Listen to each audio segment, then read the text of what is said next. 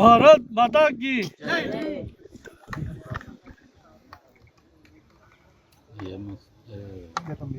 అస్మత్పేట చెరువు పక్కకి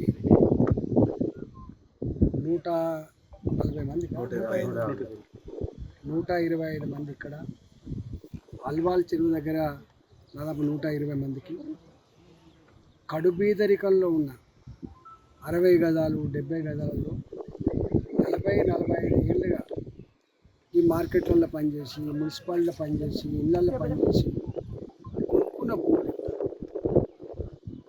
ఆనాటి నుంచి అంటే 85 అంటే దాదాపు 40 ఏళ్ళ క్రితం 40 ఏళ్ళ క్రితం తెలంగాణ ప్రాంతాల నుంచి వెళ్ళి పొట్ట చేత పట్టుకొని కుటుంబాన్ని పోషించుకోవడానికి వచ్చిన వాళ్ళు వీళ్ళు ఈ 60 గజాలలో ఈ 40 గజాలలో ఈ 80 గజాలలో పెద్దవాళ్ళు నివసించే ప్రాంతం కాదు ఇది. సామాన్యులు పేదవాళ్ళు నివసించే ప్రాంతం. ఈ మధ్య హైడ్రా వచ్చిన తర్వాత ఎవరు ఏ పార్టీ వాళ్ళు కానీ ఏ నాయకులు కానీ చెర్లు ఉండకూడదని, చెర్లలోకి వచ్చే కాలువలు వాగులు ఉండకూడదని కోరుకుంటోళ్ళు కాదు.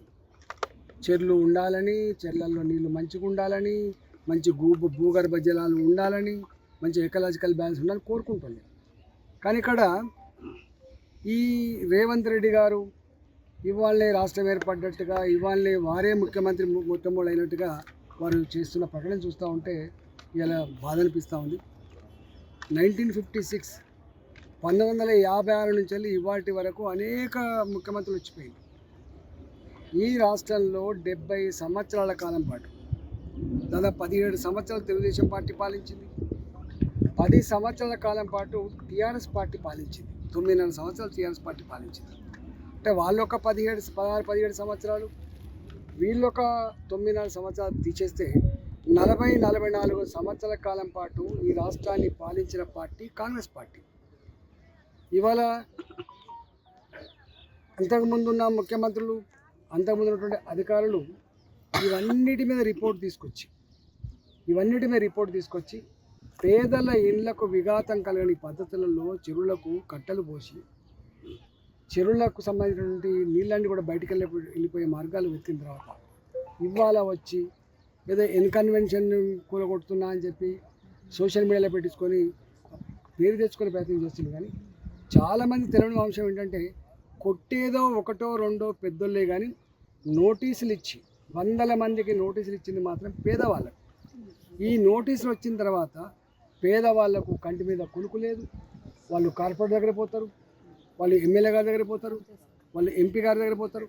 ఇక్కడ పంచాయతీ పార్టీల పంచాయతీ కాదు, ఇక్కడ పంచాయతీ పేదోళ్లకు సంబంధించిన ఇళ్ళ పంచాయతీ. ఇవాళ నేను మొన్ననే చెప్పిన ప్రెస్ మీట్ పెట్టి, సరే మీరు హైడ్రా పేరిట మీరు ఏం నడుపుతుందో నాకు తెలియదు, కానీ దీన్ని డ్రామా అని అంటున్నారు. గతంలో కూడా వేరే ప్రభుత్వాలు వచ్చినప్పుడు కూడా గిట్నే డ్రామా చేసిండ్రు. మళ్ళీ వాళ్ళు దాని వెనుక ఏం జరిగిందో మాకు తెలుసు. కానీ ఇవాళ మీరు వచ్చి ఈ హైడ్రా పేరిట డ్రామాలు చేసి పేదల గుడిసెలను, పేదల ఇళ్లను కూల్చేసే ప్రయత్నం చేస్తే ఖబర్దార్ అని చెప్పి ఇప్పటికే హెచ్చరిక చేసినాం మేము.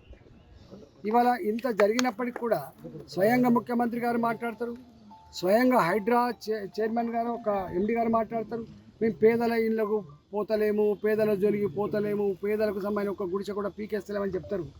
కానీ ఈ నోటీసులు ఎవరి కోసం ఇచ్చింది, ఎందుకోసం ఇచ్చింది, దీంట్లో ఉన్న ఆంతర్యం ఏందో చెప్పాలని చెప్పి మనం చేస్తాం. ఇంకొంతమంది చూస్తున్నా ఈ మధ్యకాలంలో వాళ్ళే ధర్మాన్ని మూస్తున్నట్టుగా, వాళ్ళే ధర్మానికి ప్రతీకలైనట్టుగా ఒక ఆయన మా ప్రొఫెసర్ నాగేశ్వరరావు గారు ఉన్నారు. నాగేశ్వరరావు గారు అయితే మొత్తం రేవంత్ రెడ్డి గారు ఇప్పుడే గొప్ప ప్రగతి కాముకుడు, చాలా గొప్ప మేధావి, గొప్ప సంఘ సంస్కర్త, ఆయన మాత్రమే ఈ రాష్ట్రాన్ని రక్షించగలని చెప్పి భుజాల మీద తీసుకుంటే మాకేం బాధ లేదు. కానీ నాగేశ్వరరావు గారు తెలియంది ఏంటంటే, నీకు తెలిసింది ఒక ఇన్కన్వెన్షనే తప్ప నీకు తెలియంది అస్మత్పేట చెరువులో 125 మంది పేదల కన్నీళ్ళ గురించి నీకు తెలుసా నాగేశ్వరరావు గారు? అల్వాల్ చెరువులో జీతాలు చేసి నౌకర్లు చేసి నెలకు 5,000 10,000 బ్యాంకులకు ఈఎంఐ కట్టుకున్నటువంటి ఇళ్లకు ఉన్న గోస గురించి నీకు తెలుసా నాగేశ్వరరావు గారు? ఇవాళ సూడో మేధావులు, కొంతమంది సోషల్ మీడియాలో ఆ ట్రెండింగ్ కోసం ఆశపడే వాళ్ళు, అప్పటికప్పుడు ఏదో పెద్ద హీరోలు అని చెప్పి పేరు తెచ్చుకునే వాళ్లకు ఈ పేదల గురించి తెలియదు. ఇలా సరూర్ నగర్ చెరువు, షఫీల్గూడ చెరువు, ఇవాళ అస్మత్పేట చెరువు, అలవాల్ చెరువు, ఒక్క మాటలో చెప్పాలంటే ఈ మల్కాజిగిరి పార్లమెంటు పరిధిలో వందల చెర్ల కింద ఉన్నటువంటి పేదల కన్నీళ్ళ బాధ గురించి ఇప్పటికే నేను ప్రస్తావించే ప్రయత్నం చేసిన. నేను ఈ ప్రభుత్వాన్ని హెచ్చరిస్తా ఉన్నా. ఇలా నువ్వేదో సూదపూసలాగా, నువ్వేదో వచ్చే ధర్మాన్ని ఇప్పుడే పునరుద్ధరిస్తున్నట్లాగా, నువ్వేదో ఛాంపియన్ లాగా పోజు పెట్టే ప్రయత్నం చేయకు. పేదల జోలికి వస్తే మాత్రం ఖబర్దార్ అని చెప్పి హెచ్చరిస్తూ ఉన్నాం. నువ్వు అనుకుంటున్నావు చాలామందిని చూసింది ఈ పేదోళ్ళు, నిన్నే ముఖ్యమంత్రి కాదు, అనేక మంది ముఖ్యమంత్రిని చూసింది ఇక్కడ, అనేక ప్రభుత్వాలను చూసిన ఇక్కడ, అనేక పార్టీలను చూసిండ్రు, ఇవాళ నిన్ను కూడా చూస్తూ ఉన్నారు. పేదల జోలికి వస్తే మాడి మష అయిపోతారు, జాగ్రత్త. మీరు పేదలతో పెట్టుకునే ప్రయత్నం చేయొద్దని చెప్పి నేను హెచ్చరిస్తాను. ఇలా ఇవన్నీ కూడా మీ ప్రెస్ వాళ్ళు కూడా చెప్పాల్సింది, మరి ఎందుకు చేస్తలేరో కానీ అంత ఇన్కన్వెన్షన్ గురించి మాట్లాడుతున్నారు, అంత ఏదో కూలగొట్టినటువంటి ఇంకేదో పెద్దల గురించి మాట్లాడుతున్నారు. కానీ ఇన్ని సంవత్సరాలుగా ఉంటున్నటువంటి పేదల గాథల గురించి కానీ, వాళ్ళకు వచ్చిన నోటీసుల గురించి కానీ, ఆ నోటీసులు స్వీకరించిన తర్వాత వాళ్ళలో ఉన్నటువంటి ఆందోళన గురించి ఒక్కరు కూడా చెప్పకపోవడం బాధ అనిపిస్తూ ఉంది. నేను ఇవాళ మళ్ళీ ఒకసారి చెప్తున్నా, కొంతమంది రాజకీయ నాయకులు కూడా అదే పని కట్టుకొని షెర్ల చుట్టూ తిరుగుతున్నారు, కట్టల చుట్టూ తిరుగుతున్నారు. నేను అంటున్నా, షెర్ల చుట్టూ, కాలువల చుట్టూ తిరిగేది ప్రభుత్వం తిరుగుతుంది, కానీ పేదల గూళ్ళ చుట్టూ తిరిగే ప్రయత్నం చేయండి, పేదల బాధ అర్థం చేసుకునే ప్రయత్నం చేయండి, పేదలకు అండగా ఉండే ప్రయత్నం చేయండి తప్ప ఇలా ఇట్లాంటి పిచ్చి పని చేస్తే మంచిది కాదని చెప్పి హెచ్చరిస్తా ఉన్నాం. భారతీయ జనతా పార్టీ, ఇప్పుడు నరసింహ గారు ఉన్నారు, టీఆర్ఎస్ పార్టీ, నేను భారతీయ జనతా పార్టీ ఎంపీని. ఇక్కడ ఇష్యూ, ఇక్కడ పార్టీల ఇష్యూ కాదు.